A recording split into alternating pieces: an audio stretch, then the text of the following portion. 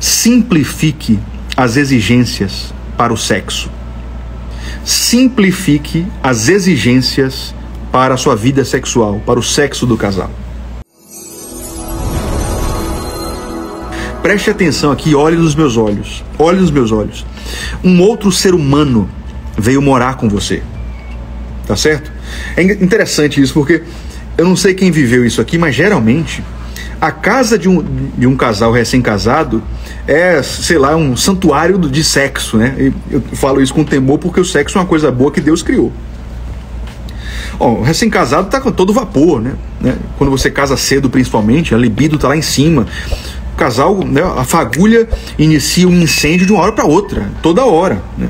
Tem casal que casou ontem, poxa, vocês estão em lua de mel ainda, né? Um recém-casado, então, é belo isso é legal, né? Qualquer coisa, já começam as preliminares, quando vê, vocês já estão namorando. Agora, os filhos chegaram, caramba, tudo mudou. Tudo mudou. E eu vou admitir pra vocês que tem hora que enche o saco mesmo, né? É menino entrando quando você tá no banheiro, você tá se trocando, menino batendo na porta, né? Você dá um beijinho na sua esposa, parece que eles têm, criança tem um radar, né? Não adianta você se trancar no quarto, porque parece que eles têm um sensor aranha, eles sabem quando as coisas estão começando e eles vão bater na porta na hora certa. Não adianta, você pode marcar a hora, pode montar um plano mirabolante, botar pra dormir. Você pode colocar o melhor desenho na sala, né? Colocar eles para brincar de esconde-esconde, pega-pega, ó, papai vai ali rapidinho. Eles têm um sensor, eles sabem quando a coisa está começando, eles vão atrapalhar. Mas é isso, gente, né? Que privilégio termos filhos. E a gente tem 3 agora, se Deus permitir, vamos para 4, 5. E aí, como é que fica? Vocês moravam sozinhos, né? As coisas, se é que vocês me entendem, né? As coisas podiam começar e acontecer na sala, na cozinha. Recém-casado é assim. Não tem hora ruim, não tem lugar ruim. É na sala, na cozinha, é no banheiro. Agora tem um outro ser humano dentro de casa, né? Primeiro vai ter um bebê que vai demandar amamentação de madrugada 3, 4 vezes, vai acordar vocês vão ficar com privação de sono, o corpo mudou, os hormônios estão à bagunça, a libido não existe, e aí? Né? E aí? Agora, você está casada, vocês estão casados, né? Então, o puerpério principalmente é uma fase que vai exigir muita paciência dos dois, tanto do marido quanto da esposa, o resguardo, né? Depois que o resguardo acaba, gestação também, tem mulheres que têm dificuldade, não é isso?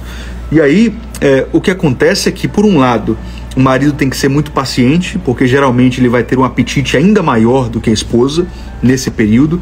A esposa também precisa ser misericordiosa, porque às vezes você não vai estar com apetite, você não vai estar com tanta vontade, e você, por amor, por generosidade, por serviço, você vai começar meio que no automático, e aí depois a coisa, né? Enfim, se desenrola. E aí o que acontece é que existem fases difíceis, né? A primeira infância é muito difícil, depois que os filhos começam a crescer também tem outras dificuldades, começa a andar, tem outras dificuldades, começa a ficar mais autônomo, independente, tem outras dificuldades. Mas e aí? Vocês precisam fazer acontecer.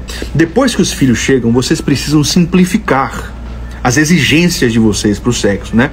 É óbvio, eu sei que tem marido que é completamente tolo, né? É grosseiro o dia todo, é seco, é áspero o dia todo, não manda uma mensagem, não quer saber de nada. Depois, na hora H, né, quer que a esposa esteja disponível, depois de passar o dia inteiro trabalhando, cuidando de menino. Então tem marido que é sem noção, tem marido que é tolo, tem esposa que é tola também. Tem esposa que deixa o homem à mercê, né, e fica fazendo exigências meio fantasiosas, né? Como se, o cara trabalhando com filho, com desafios pra caramba, ela quer que o cara, né, continue sendo um príncipe encantado, romântico, 24 horas por dia, senão não tem sexo.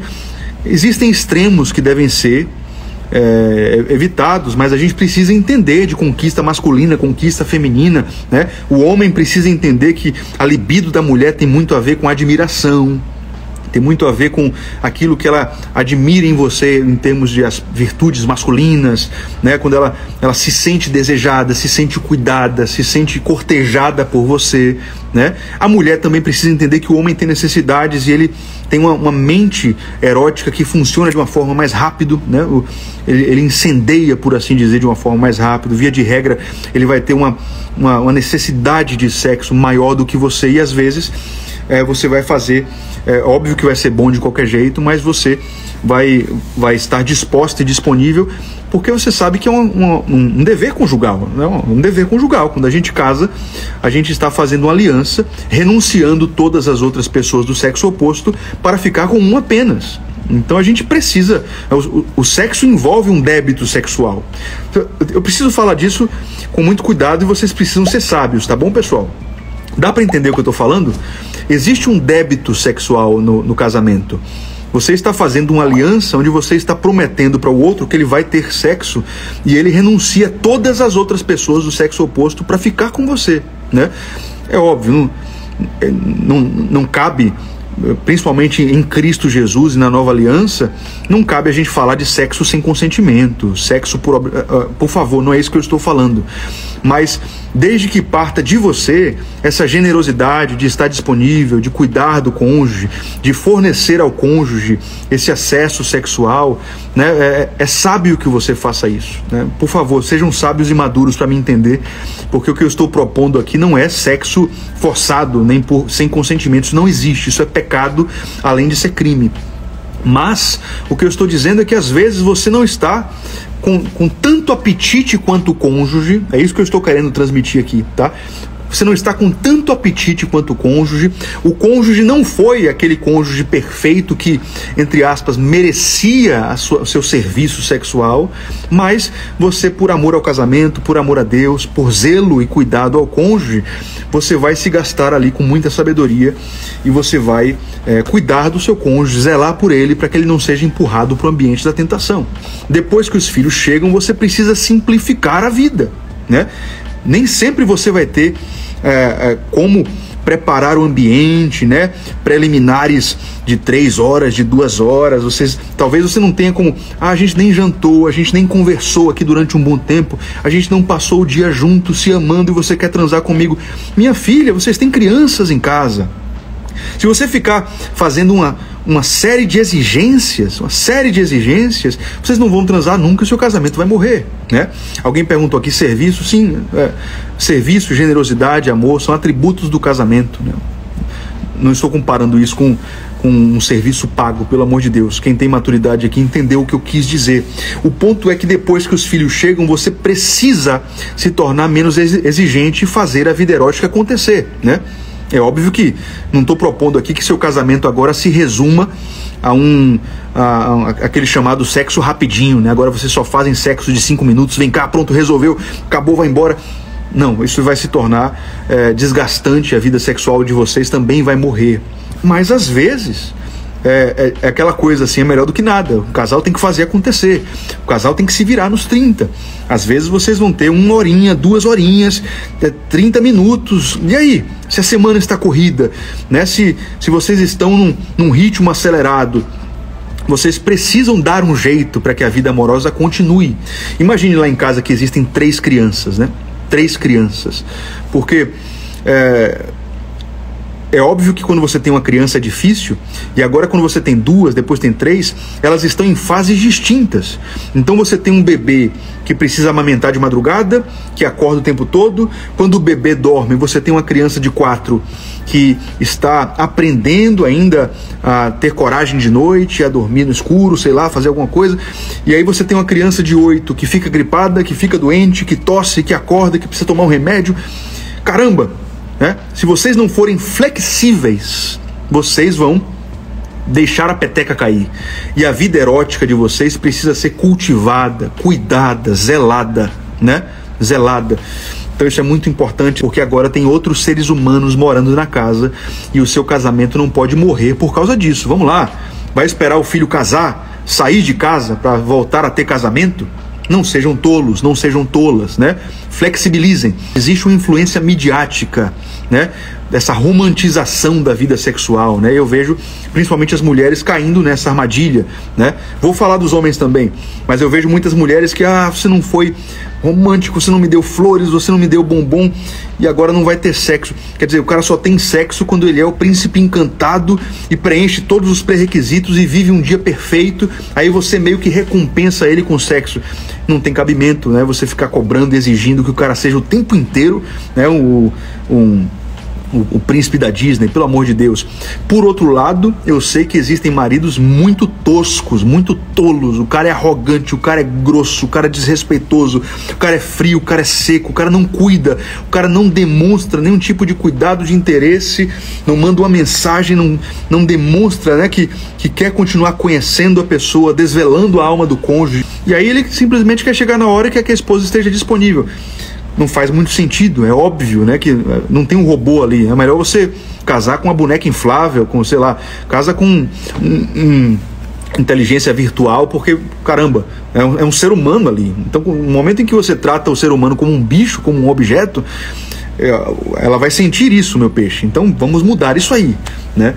E aí tem todas essas situações. Estabilizar as crianças numa rotina, isso vai facilitar a vida de vocês, mas deve haver o outro lado da flexibilização. Vocês devem ter uma estratégia que seja flexível para fazer os encontros acontecerem.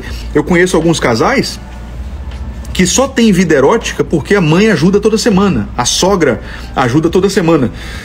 E aí o que é que eles fazem? Sexta-feira, deixam as crianças na casa da sogra e aí é o único dia da semana que tem sexo.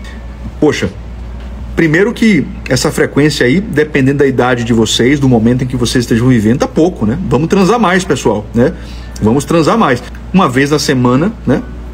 Falando assim, um homem de 30 anos, 35 anos, com a testosterona lá em cima, é pouco, é pouco. E quanto mais você transa, mais você quer transar. Então, sexo faz sexo acontecer. Você vai gostando daquilo, né? O seu casamento precisa disso. Você precisa incorporar essa realidade na sua mente. Seu marido precisa de sexo, né? Sua esposa precisa de sexo. Seu casamento precisa que vocês transem, meu Deus do céu.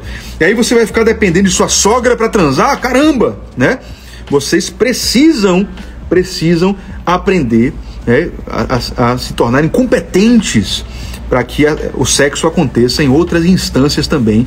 Coloca o menino para dormir, quando eles estiverem na escola, vai lá dar um pulo em casa, faz acontecer. Vocês precisam namorar, precisam transar, né?